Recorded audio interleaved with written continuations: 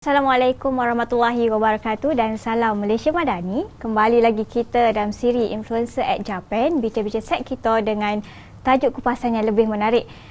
Dalam segmen hari ini kita akan membincangkan berkaitan belanjawan 2025 yang baru dibentangkan oleh Perdana Menteri Datuk Seri Anwar Ibrahim pada 18 Oktober yang lepas. Belanjawan 2025 ini disifatkan sebagai rancangan perbelanjaan negara yang terbaik, di mana syarat dengan inisiatif dalam usaha untuk mengurangkan bebanan kos sara hidup rakyat, pengagihan hasil negara secara adil dan menyeluruh serta memperkukuh ekonomi. Pembentangan terbesar dalam sejarah ini juga memberi peruntukan keseluruhan sebanyak 421 bilion, di mana ia diselaras secara strategik berdasarkan kerangka ekonomi madani yang melingkupi 60 ikhtiar dan memberikan 3 tumpuan utama di bawah, iaitu usaha untuk membugar ekonomi, menjana perubahan dan mensejahtera rakyat. Oleh itu, dalam segmen kita pada hari ini, saya tertarik sebenarnya untuk berbincang mengenai topik ataupun pecahan di bawah tajuk keusahawanan, dan hari ini saya tidak keseorangan kerana saya ditemani oleh seorang tetamu jemputan yang saya kira cukup berpengalaman dalam bidang keusahawanan. Okey, Assalamualaikum warahmatullahi wabarakatuh, Encik. Okey, sebelum kita pergi lebih detail tentang belanjawan ni, mungkin boleh Encik perkenalkan sedikit nama dan juga latar belakang saya kira dalam bidang perniagaan ini. Assalamualaikum warahmatullahi wabarakatuh. Saya juga nak ucap terima kasih kepada moderator kerana sudi jemput saya pada hari ini. Nama penuh saya Muhammad Fakirul Aswadi, panjang.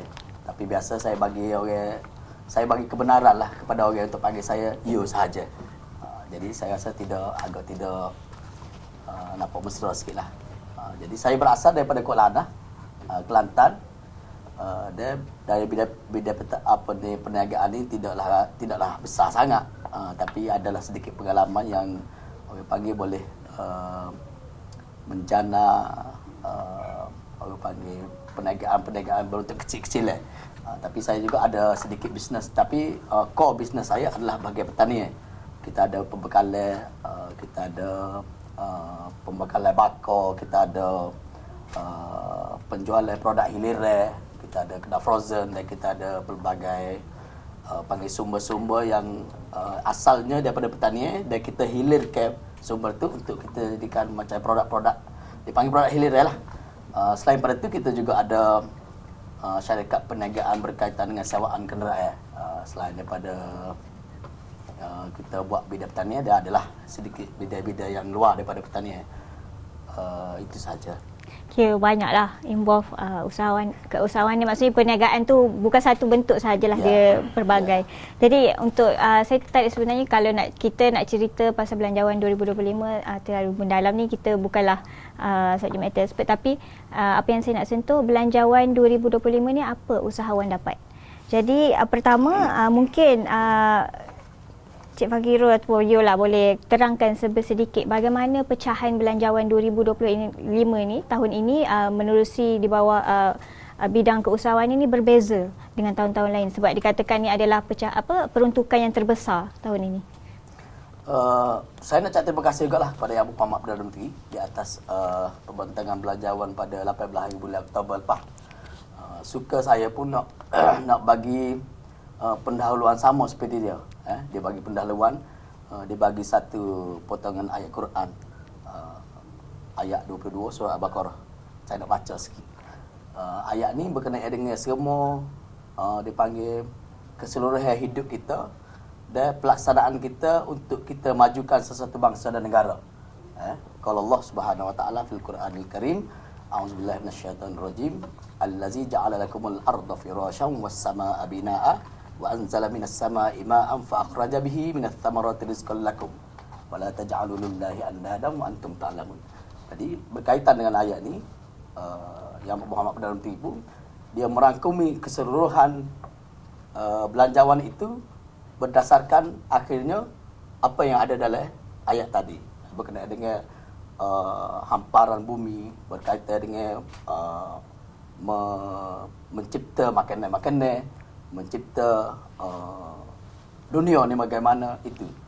Tapi pada 18 hari bulan Oktober lepas, Yang Amat Berhormat Perdana Menteri pun sudah membentangkan satu belanjawan yang bagi saya seorang usahawan ni, saya sukalah. Sebab insentif kepada usahawan ni dia nampak jelas. Sebagai saya, contoh saya, kalau saya seorang guru, saya nampak hanya orang panggil bonus, kenaikan gaji. Tapi bila kita menjadi seorang usahawan, kita tengok pelbagai bantuan yang diberikan oleh KJL, dia meliputi semua. Sama ada mari daripada depan kita, ataupun mari daripada belakang kita, ataupun mari daripada atas bawah kita. Mencakupi, maksudnya dalam dia macam mencakupi dan komprehensif. Walaupun belanjawan dulu, dia berbezaan di antara belanjawan itu lebih kurang 28 bilion. Mungkin 2024 itu 400 bilion lebih. 2025 ni lebih kurang 500, seperti bagi tahu lah, 500 bilion lebih. Tapi untuk usahawan ni, pecahan-pecahan sebegini, sebenarnya usahawan ni dia tidak kisah sangat berkenaan dengan pecahan tu. Tapi saya nak pergi lebih jauh sikit. Dia kisah soal bagaimana kerajaan implement bantuan-bantuan yang diberikan kepada usahawan ni dengan cara lebih mudah, itu sahaja. Okey, berbalik semula. Tadi you ada sebut dia mencakupi dan juga komprehensif. Maksudnya belanjawan ini adalah bersifat inklusif. Maksudnya tiada golongan yang tidak menerima bantuan. Maksudnya tergolong semua. Jadinya saya tertarik untuk menyentuh antara bantuan ataupun geran yang diberikan di bawah usahawan ini ada 12. Antara yang menarik minat saya adalah untuk menyentuh bagaimana geran padanan digital dalam membantu perniagaan kecil sederhana dan juga penjaja, terutama menyesuaikan diri apabila kalau kita tengok kita pernah berada dalam satu kata situasi ataupun keadaan zaman COVID dulu, PKP, bila semua perniagaan terjejas, tak boleh buka kedai. Jadinya saya melihat geran ini adalah satu bentuk yang bagaimana kita shift daripada fizikal, kita boleh bawa perniagaan kita ke dalam digital. Jadi saya ingin bertanyalah bagaimana geran ini sebenarnya dilihat mampu membantu penjaja ataupun peniaga-peniaga ni untuk bermula membesar, memperluaskan lagi bidang perniagaan mereka dalam digital. Saya pun ini kali pertama mungkin Yang Amat Berhormat Perdana Menteri meluluskan bajet berkaitan dengan geran padanan digital. Sebelum ini geran saja. Apply geran, dia bagi sama ada bagi duit ataupun dia bagi bagai-bagai kepada kita macam tu. Tapi ini buat pertama kali kerajaan Yang Berhormat Kerajaan Madani kita meluluskan satu geran padanan dan geran digital. Geran digital ni sebenarnya kalau kita sebut geran digital pada 2 tahun sebelum ni ataupun 3 tahun sebelum ni, dia tidak memberi panggil minat kepada golongan-golongan, terutama golongan muda. Sebab golongan muda ni bila bunyi digital dia tak berapa pandai. Tapi you all tengok sekarang ni apabila kita sebut soal digital, semua orang pandai. Umur 70 pun sudah ada TikTok. Jadi apabila Perdana Menteri Yang Amat Berhormat Perdana Menteri menyebut tentang geran padanan digital, manusia ataupun warga Malaysia ni sudah nampak tidak takut berkenaan bila sebut digital. Jadi mungkin Yang Amat Berhormat Perdana Menteri dia tengok 5 tahun ke depan, sebab kita ni adalah belanjawan terakhir dalam rancangan Malaysia ke-12.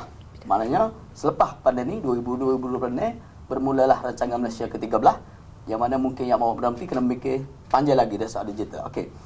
Geran padanan digital ni kita tak tahu lagi dia akan salur kepada bank ataupun dia salur kepada agensi-agensi berkaitan. Tapi yang penting usahawan-usahawan di bawah sudah mempunyai suatu tapak ataupun suatu pengetahuan asas berkenaan dengan bagaimana kita nak grow kita punya bisnes menggunakan digital. Okey. Walaupun geran ni tak tubik lagi atau geran ni tidak keluar lagi, geran ni tidak sampai lagi kepada kita, tapi kita sudah tahu bagaimana geran tersampai. Tapi kebanyakan syarikat swasta sudah ada dah geran padanan digital ni. Maxis sudah ada, dan Maxis sudah bagi geran padanan dia, geran digital dia 5,000 atau berapa ribu. Syarikat telekomunikasi sudah bagi.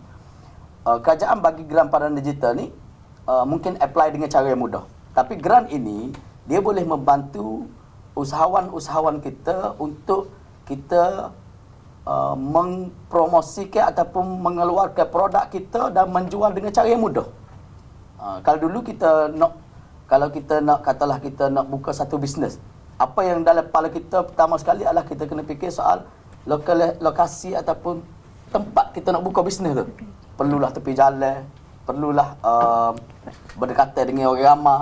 Tapi sekarang ni kalau saya tengok bisnes yang berkaitan dengan digital ataupun nak guna digital sebagai satu elemen bisnes kita ni, dia tidak perlu dah benda-benda tu. Orang nego dah legok pun tak ada bahasa Kelantan panggil orang nego dah legok tak ada masalah. Kita tidak penting sangat soal lokasi perniagaan kita. Macam mana pun sekarang ni dunia digital ni dia sudah menjadi satu bukan keperluan. Kalau dulu dipanggil hak asasi. Macam internet lah, macam internet kan, digital ni internet lah. Kalau digital ni telefon saja tak ada dengan apa ni saluran internet yang apa semua tu, yang tu kita tak boleh nak panggil sebagai digital. Macam kita main komputer lah, Microsoft Word apa semua ni tak pergi mana-mana.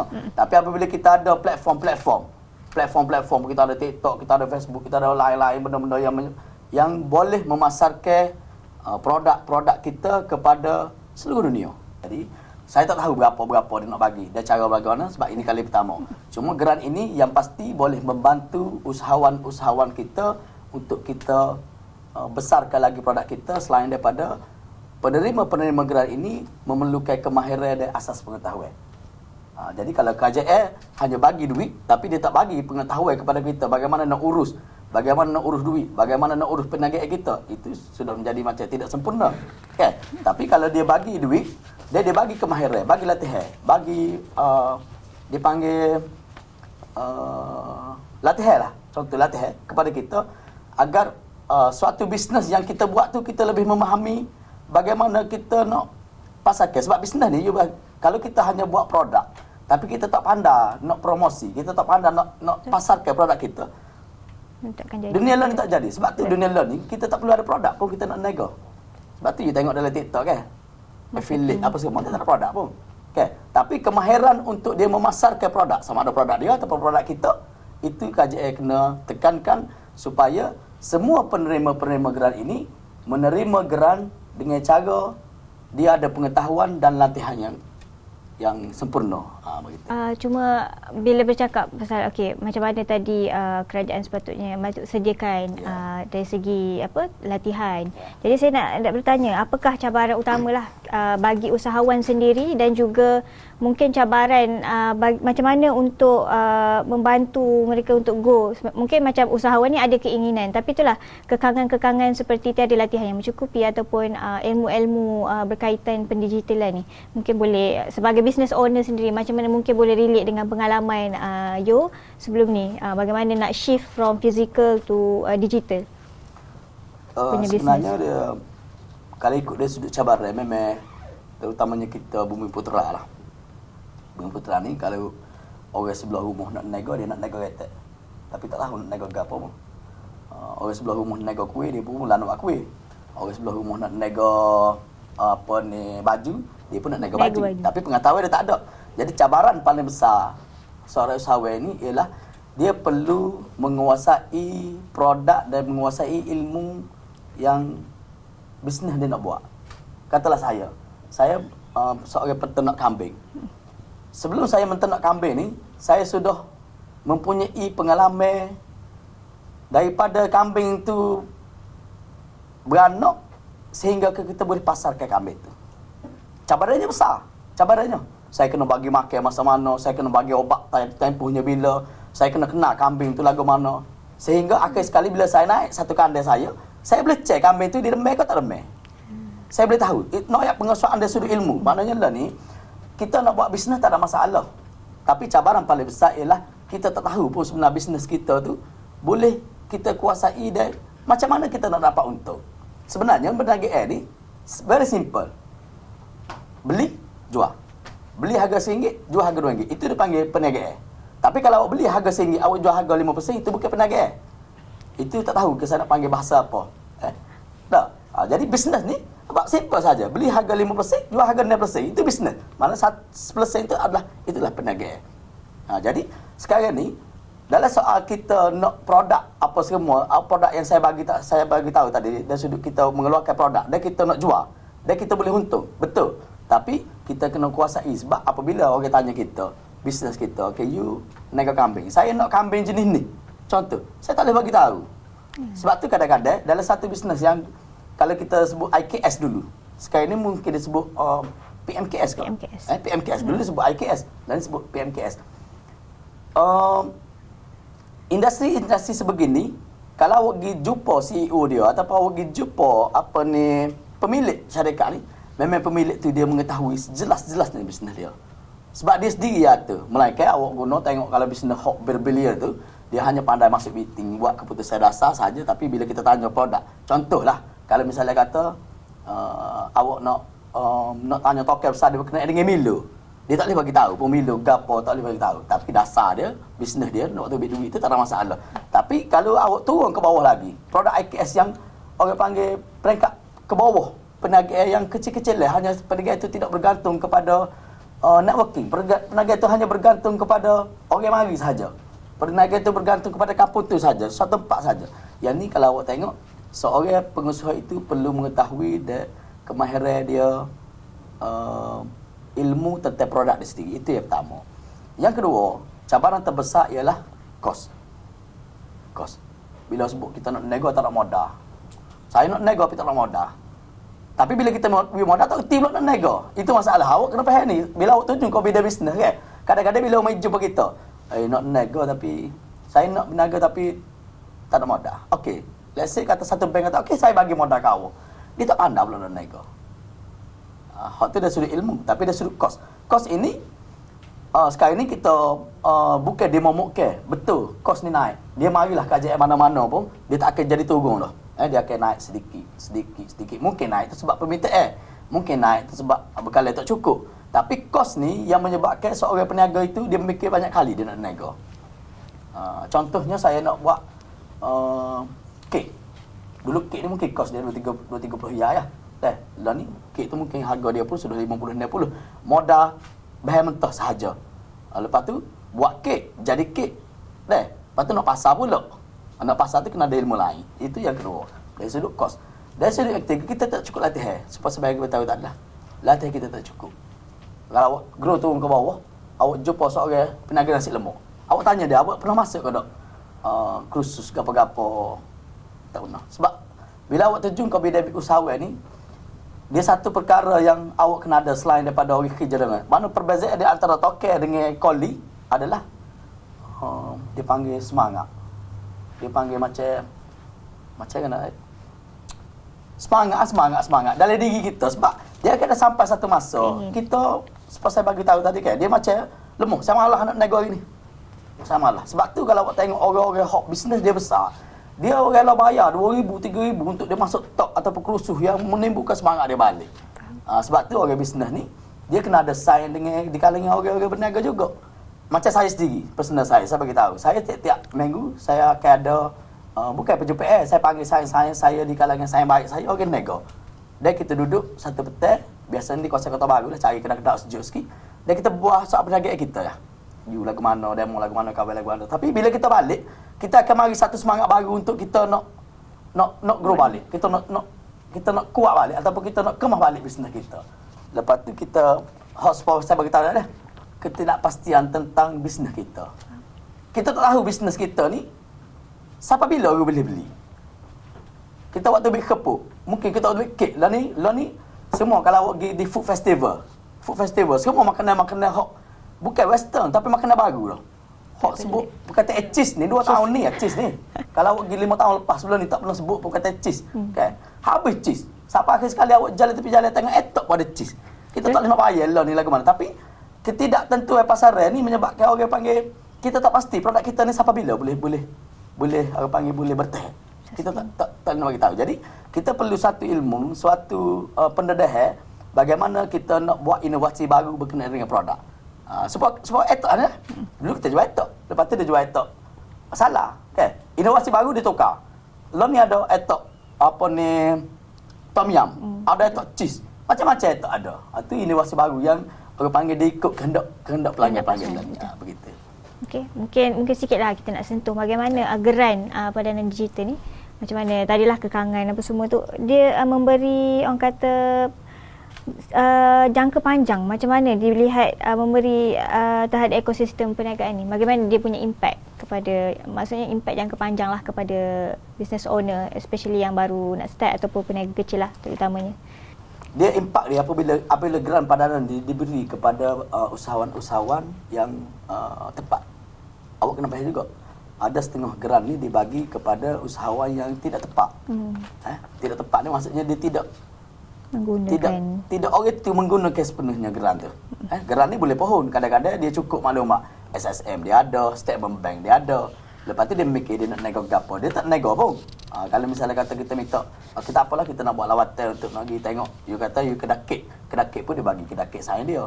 Jadi apa ni dia panggil pemberian geran ini tidak tepat, dan pemberian geran ini dia panggil dia akan menjejaskan jangka panjang geran tu sendiri.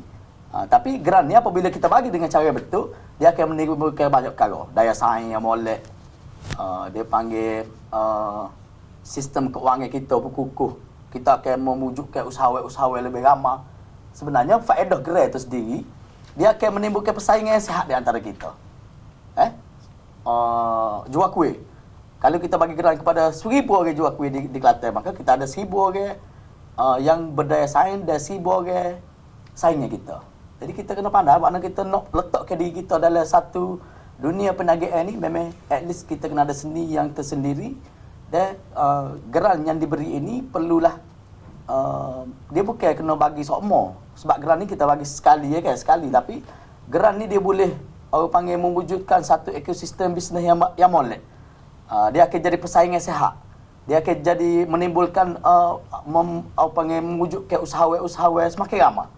Kalau untuk lo ni, kalau katalah apa ni kita nak mewujudkan satu perniagaan yang baru.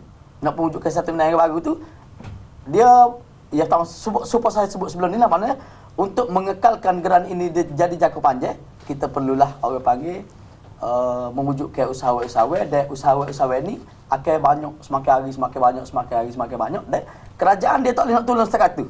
Kerajaan dia kena ambil contoh-contoh dia kalangan usahawan yang berjaya untuk memberikan semangat kepada orang lain, dan orang lain boleh menikmati geran tersebut, dan akhir sekali kalau satu masa kita boleh offer selepas pada geran itu adalah pinjaman mudah, dan selepas pada itu orang ambil pinjaman mudah, dia macam PTPTN. Kita terima pinjaman, dan akhir sekali pinjaman itu boleh dinikmati orang selepas pada itu. Jadi geran ni janganlah sudah dengan geran. Sebab kita fahaman kita ni bila geran ni duit mari tak bayar dah. Tapi usahawan ni kadang-kadang dia tak menghargai benda-benda lagi tu. Apabila dapat geran ni, contohlah saya nak bagi tahu. Bila dapat satu geran, geran ni bernilai 20,000. Dan kita bagi bukan bagi duit, kita bagi bagai. Kita bagi bagai, kita bagi mesin buat kuih apa semua kan. Tapi apabila dia tengok benda tu mudah sangat, dia tidak menghargai bagai-bagai yang dia dapat. Ada kadang-kadang pun boleh seminggu terus jual. Ni masalah disiplin, bukan disiplin tapi mindset. Pemikiran orang kita lah gitu. Jadi akhir sekali, sebab itulah kebelakangan ini KJS sudah buat satu dasar dia panggil matching grant. Matching grant ni dia ada grant 50-50 ataupun 70-30. Ada kebanyakan GLC dia sudah mengeluarkan tawaran untuk matching grant ni kepada betul-betul peniaga. Peniaga ni kena membuktikan dia habis 30%. Bagi dia, KJS akan bantu 70%. Maknanya, kalau bisnes tu bernilai 100,000, maknanya peniaga tu, dia perlu memberi komitmen 30,000 atas bisnes tu, dan KJS tolong 70,000. Sebenarnya, itulah cara yang betul untuk bantu. Dia tak boleh nak main, kita nak bagi free. Contohlah misalnya kata, kita offer kepada you untuk satu lawatan sambil belajar. Okay. Kalau kita tak terima deposit ataupun duit, walaupun kita akan bagi balik duit tu, tapi untuk komitmen you pergi tu, kita terpaksa minta duit. Sebab kalau saya tak minta duit, akhir sekali awak tak saya bangun pagi, biar awak pergi lawatan. Saya malah pergi sebab free. Okay? Tapi apabila awak meletakkan satu nilai, okay, nak pergi boleh, letak 10 riyal. Ataupun 20 riyal. Maka awak pun tak pergi tu, awak serugi sebab awak habis 20 riyal kan. Tapi apabila awak pergi, awak boleh balik 20 riyal tu. Jadi sistem tu, maknanya lah ni KJS kena wujud satu dasar baru, membantu usahawan yang betul-betul usahawan ni, jangan 100% dulu. Kita kena usahawan kena bagi komitmen dulu. Sebab bila bagi komitmen ni lah, baru usahawan tu rasa saya terhadap bisnes dia sendiri. Yang pertama. Yang kedua, kita tak mahu bisnes tu jadi, kalau bahasa kita mampu lah, nego mampu. Sebab orang tu dalam belakang kita. Kita nak nego aku 10,000 tu kerja bagi belaka. Kita tak ada sikit duit kita. Semua duit kerja belaka. Maka dia tidak sayang kepada bisnes dia tu. Okay. Hak jual cerita lain pula tapi dia tidak sayang. Tapi kalau awak sudah ada komitmen 30% atas bisnes tu, dalam mana pun awak sayang. Tapi kita nak keperluan penambahan modal dan keperluan untuk menambahkan alat-alat sahaja. Itulah dia panggil KJL perlu memikirkan bagaimana geran ni akhir sekali bukan jadi geran pas sudah. Mana boleh lah nak bagi geran untuk permulaan 10,000, 20,000 tu mungkin boleh. Tapi jangan habis pasal geran tu lah. Pengumpulan data ni memang kita ada pengumpulan data, maksudnya KJL sudah bagi kepada 10,000 orang. Okey. Tapi selepas dia bagi 10,000 orang tu tak ada berapa-berapa. Tak ada dah nak pergi cek balik, tak ada dah nak cek akaun, tak ada dah nak pergi cek betul-betul di bisnes ke tak. Tak ada nak panggil kerusuh. Jadi kerajaan untuk meneruskan geran-geran sebegini, kerajaan juga perlu dia panggil hikmat selepas jualan lah kalau bahasa nego kan. Mana selepas kita bagi duit, kita pergi cek lah tengok 2 minggu sekali atau 2 bulan sekali ataupun 6 bulan sekali, syarikat-syarikat yang mendapat geran ni perlu memberi sedikit laporan kepada KJL balik. Sebab kalau pengalaman saya sebelum ni, selepas pada kita dapat geran tu, dia mari cek sekali bagi ada ke tak, lepas tu tak adalah. Nak jadi apa-apa. Awak nak jadi apa-apa jadi. Jadi hikmat selepas jualan di sebelah pihak KJL ni amat perlu untuk kita memastikan penerima geran ini mendapat manfaat dan seterusnya dia berniaga dengan cara yang betul. Selain daripada kita bagi dia latihan, bagi kemahiran itu, kita kena pantau juga. Sebab pemantauan ni ialah besar lah kan, nak sebut soal ekonomi kan. Yalah. Bila bisnes ni jalan maka pembelian tu banyak. Kalau buat kuih ramah maka gano tu jalan kau kuat. Tu cerita lain. Tapi ceritanya KJL perlu memastikan agar semua penerima geran ini mendapat ilmu secukupnya dan kena pantau dari sudut perjalanan penagihan. Jangan lepas. Sebab mungkin alik KJL 10,000 sikit. Tapi ada setengah orang nak 10,000 bisnes ni dia boleh grow dah. Awak nak buat affiliate dalam TikTok, awak tak perlu modal sikit abuk pun. Bisnes sebenarnya dunia luar ni tak perlu pun modal nak naik. Otak saja kena jalan. Otak kena jalan.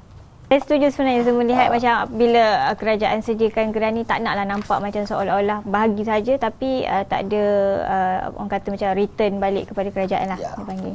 So mungkin kita proceed kepada saya nak sentuh sedikitlah antara peruntukan lain, iaitu program tunas usahawan belia Bumi Putera. Ini saya tertarik sebenarnya sebab ada perkataan belia kat situ. Jadi mungkin you boleh terangkan sedikitlah bagaimana program ini. Contohnya kalau sebab macam tadilah kita pun tak pasti lagi macam mana pelaksanaannya. Cuma apa yang saya tahu program TUB ni ataupun Tunas Usahawan Belia Bumi Putera ini adalah kerjasama dengan SME Corp. So, mungkin adalah maksudnya latihan-latihan ataupun apa yang disediakan di bawah agensi tersebut. Dan mungkin bagaimana program ini mampu bagi pendedahan terutama kepada usahawan, iaitu belia lah untuk dalam bidang usahawan lah. Maksudnya nak mencerburkan diri ataupun baru nak start up bisnes ke. Program Tunas Belia Bumi Putera. Saya sebenarnya bila bunyi belia ni saya mari rasa semangat nak bisnes sebab saya memulakan bisnes saya masa umur saya belia. Dan saya lah penerima entrepreneur muda pertama di Malaysia. Masa KJL umum tahun 2018, saya tak ingat 2000 berapa, 2015 tak silap. Penerima entrepreneur muda masa tu lah saya, orang pertama. Masa tu nilai dia banyak, 50,000. Dan saya nak bagi tahu kepada kita, kebanyakan geran-geran ataupun bantuan-bantuan ni KJL sengaja sebut umur 40 ke bawah. Bukan B40. Umur 40 tahun ke bawah maknanya dia belia, dia orang muda. Sebab dia kesesuaian bisnes ni orang muda. Tapi bila awak bermula dengan dalam pendedahan berkenaan dengan penagihan ni kena bermula daripada umur 40 tahun ke bawah. Sama ada dia tu umur 29, umur 28, umur 30, itu tak kisah. Tapi kerajaan bagi satu kemudahan istimewa kepada orang-orang yang di bawah umur 40. Maka hari ini mungkin kerajaan ambil keputusan untuk memberikan bantuan kepada tunas usahawan belia Bumi Putera. Okey. Dia macam bantuan lain juga. Bantuan lain juga. Maknanya apabila kerajaan bagi satu bantuan ini kepada seseorang, perlulah diberi latihan dan perlulah diberikan dia panggil pengetahuan yang cukup tentang bisnes dia. Mungkin dia bagi peluang kepada sebab dia bukan semua bidang dia boleh. Macam Mara, contoh Mara dia bagi kepada golongan bawah 40 tapi dia tidak bidang pertanian. Bidang pertanian ni mungkin kementerian lain. Tapi TUB ni saya tak pasti dia bagi kepada SME Tapi SME ini saya tak pastilah dia bagi untuk petani ataupun pemprosesan apa semua, saya tak pasti. Tapi bantuan ini mungkin dia bagi bantuan kepada golongan-golongan yang bawah umur 40 berkenaan dengan produk-produk hiliran ataupun produk-produk dipanggil IKS, PMKS tadi. You buat colek, you buat apa ni interior design, you buat kedai spare part, mungkin macam tu. Dia bagi bantuan. Bantuan ni sama ada grant ataupun pinjaman mudah. Cuma apa lagi saya nak start. Tak apa. Kena tiup saya kena. Okey. Peruntukan tiup ni untuk kali pertama dia bagi 20 juta. Kalau saya sikit lah 20 juta ni. Sebab untuk keseluruhan. Tapi mungkin kalau kita combine dengan kementerian-kementerian lain yang sudah bagi geran-geran ataupun pinjaman lain itu mungkin banyak lah. Sebab kita bukan bergantung pada tiup saja. Kita bergantung dengan MARA, kita bergantung dengan SME Bank, kita SME Corp, kita bergantung dengan GLC yang memberi kemudahan, Resda, Faircraft, semua ada. Cuma setakat hari ni di sebelah kita usahawan, kita perlu mengambil peluang atas kemudahan-kemudahan yang kerajaan bagi. Kadang-kadang kita malah nak tahu. Sebab kadang-kadang macam saya ada budak-budak saya, anak-anak buah saya orang muda. Kita bagi dah. Kita bagi tahu, okay, you kena apply agro penuh muda. Apply boleh, tapi akhir sekali dia sifat dia kena borang tu siapa ke dia, kena tolong isi ni, you bagi tahu tadi dia panggil apa? Mindset. Dia malah. Sebenarnya musuh paling utama dalam penagihan ni ialah malah. Kalau you malah itu, you gilah mana pun. Tak ada tempat pun bagi orang malah tada dia ni. Tak lagi. Malah. Jadi nak cetus ke, sebab tu saya bagi tahu tadi. Malah ni dia mari bila kita jadi usahawan, dia akan mari dalam seminggu sekali malah ni. Sama Allah nak nego sama Allah. Jadi dia akan mari. Jadi hak tu sebab ni kita nak kepada sains-sains dan environment kita di persekitaran kita tu persekitaran orang nego. Sains kita orang nego. Walau hari ni kita malah pun sains kita mana? Mari anak nego sikit guna bicara sikit bagaimana. Okey, jadi berbalik pada tajuk tadi, di sebelah usahawan dia perlu mengambil peluang, dia kena cepat. Orang kita nak cepat, saya bagi tahu, orang Melayu kita ni dia paling malah. Boleh, kita tahu agar penuh muda. Boleh jabak, apa tu lah ambil dia nak lagi tu, dia nak benda tu dihidai sama dia. Dia tak serius berlain dengan bangsa. Kita ada bangsa-bangsa lain kan. Begitu rajin. Kalau awak tengok kemudahan-kemudahan yang boleh di kerajaan ni, semua orang memang orang kalau Arab dia panggil majada-wajada, orang cepat dia boleh. Orang cepat dia boleh. Orang lambat dia tak boleh. Jadi lah ni pun kita nak bagi tahu kepada seluruh rakyat, terutamanya orang muda, apabila ada satu kemudahan yang kerajaan bagi untuk peniagaan, yang pertama sekali ilmu tu kita kena ada lah sebab kita bisnes. Tapi kita kena cepat. Sebab kadang-kadang kalau awak tengok di agro bank pun beratus juta lagi duit tak guna. Padahal kemudahannya ada. Tapi dia ada kekangan juga. Setengah orang bila kita nak apply, kita tak boleh.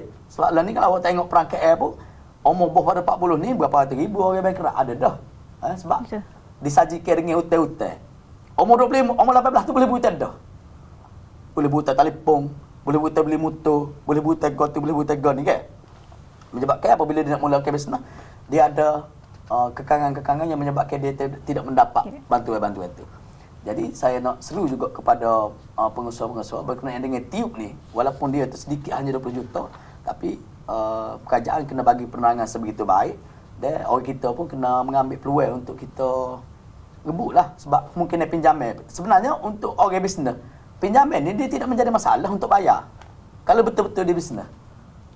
Hak masalahnya lah ni dia buat pinjaman, dia tak tahu lagi mana nak bisnes. Sebab tu saya bagi tahu tadi, ilmu nego tu kena penting. Ilmu nego. Mana kerajaan hari ni selain daripada bagi geran, bagi pinjaman, bagi kemudahan, dia kena bagi ilmu kepada peniaga-peniaga. Biar akhirnya bisnes dia buat sendiri dia peh. Itu saja. Saya kira cukup cukup orang panggil cukup komplit penerangan ataupun kupasan yang you sebenarnya bagi sebenarnya menjawab banyak soalan sebenarnya. Saya kira sampai sini sahajalah untuk pasca belanjawan 2025 bagi tajuk apa usahawan dapat, dan saya nak ucapkan terima kasih banyak-banyak sebab sudi luangkan masa bersama kita hari ini. Dan sedikit perkongsian, jangan lupa untuk follow, like dan share dan ikuti kami di Jabatan Penerangan Negeri Kelantan untuk lebih banyak maklumat dan juga informasi terkini. Terima kasih saya kira. Assalamualaikum warahmatullahi wabarakatuh.